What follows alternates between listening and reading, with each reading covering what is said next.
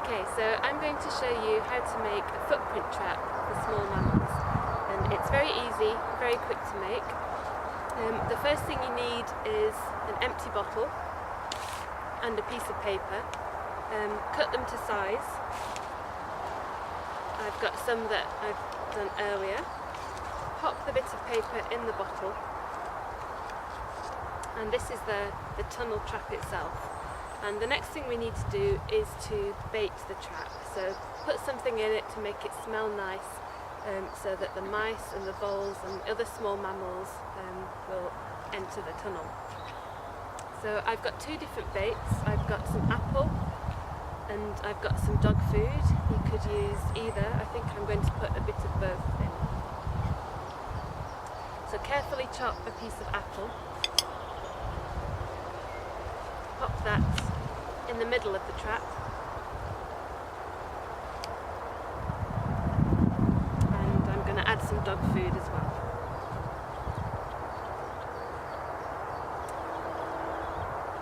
Okay, now we need to add some paint at the entrance and exit of the trap. This will allow the footprints to show up on the bit of paper. So this is non-toxic paint. It's very important that you get non-toxic paint so it doesn't harm any of the mammals that might run across it. So it's important to use quite a lot of paint, maybe a little bit more than you think is necessary.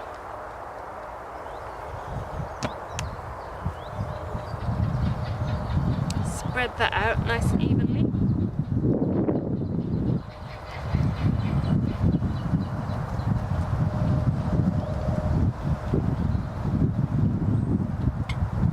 And now we're ready to place our trap.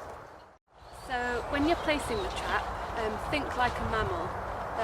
Where might you be running if you're a small mouse or a vole or something like that? So I think this looks pretty good.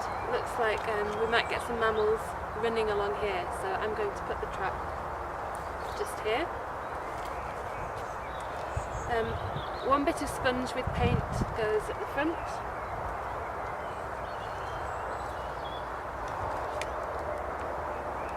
One bit goes at the back.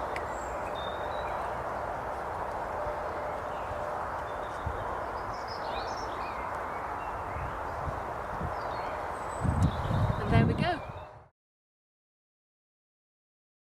Okay, so I've left the trap overnight, come back the next morning, and I can already see that the bait has gone, so that's quite exciting. Let's have a look what we've got. Okay, so we can see that something has been in our trap, eaten the apple and the dog food, and it's left its footprints on the bit of paper. So now we need to find out what they are. So I have here an FSC chart, which is going to help me identify the footprints.